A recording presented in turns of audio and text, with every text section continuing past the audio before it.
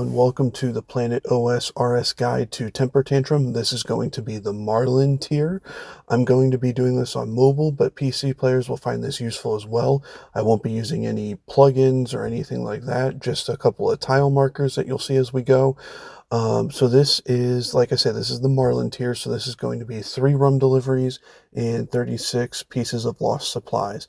So the one thing that I want to say before we start this here is before you start upgrading from oak to teak, try this guide, try to do the run the way that I'm going to show you how to do it here. The reason that I say that is because when I first started doing it like this, I was bouncing around like a ping pong ball. I was making all kinds of mistakes, and I still finished with about 10 to 15 seconds to spare with teak. So there's plenty of people who do this with 20 to 30 seconds to spare as well. So you shouldn't have any problem doing this with oak, with an oak haul and oak sails. I'm just trying to save you a little bit of the upgrade costs up front as we go here. So basically how this is going to go, I'm going to go down on the inside track and then up through the middle. On my second lap, I'm going to go down through the middle and then up through the inside track. And then the last lap is going to be the outer of both. Now, there are going to be some caveats here where I kind of deviate from the path. I have that all marked, and that is to avoid some of the hairpin turns. So the run is going to be like fairly quick, but I'm still going to show you and call out where I deviate and how I marked it and everything. So you'll still find this helpful.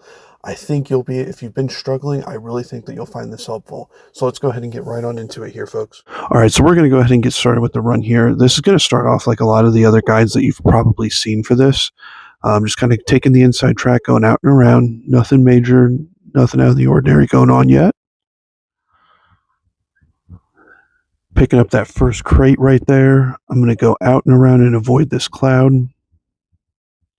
You can see I do have the storm clouds marked by the mysterious stranger from the Hallowed Sepulchre. That's nice. Now this is where we're going to start to deviate. So if you go on the other side, the inside track on that mast there, it's kind of a tight turn. We can go out and around and be able to trim our sails and really take advantage of the speed boost. Hit that first rum bottle there and then just go back up through the middle here. So I have the deviations that I make to the track just marked. I just marked random tiles, and it works really nice. And then I'm going to cut back in here. You can see I'm kind of following a slightly different path that's going to make our second lap a little bit easier with some of these inner to middle crates that we have to pick up. Just kind of going out and around. You want to make sure that you're lined up for these currents here.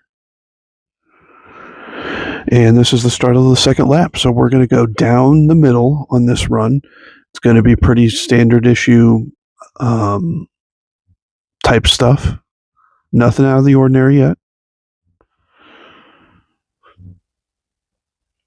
Make sure that you hit the currents where you can. Very important.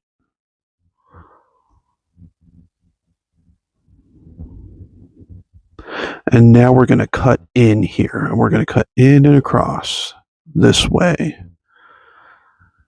because there's a couple crates there in the middle that we missed. And now we're going to go up, hit our rum delivery, and cut back. And then we're going to go, now we're going to be able to go up through the inside track here.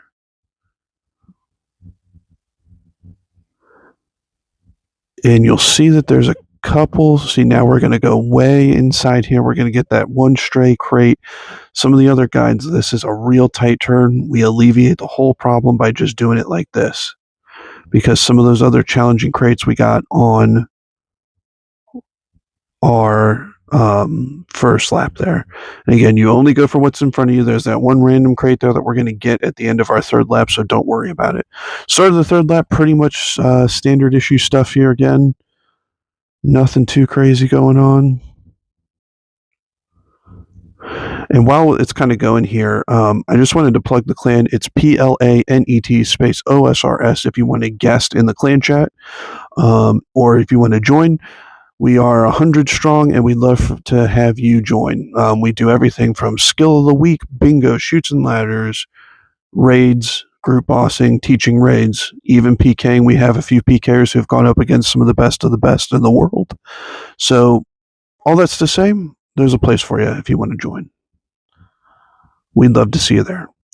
And we're going to get that crate on the back here. We're going to finish up here, hit our last rum delivery there, going out and around.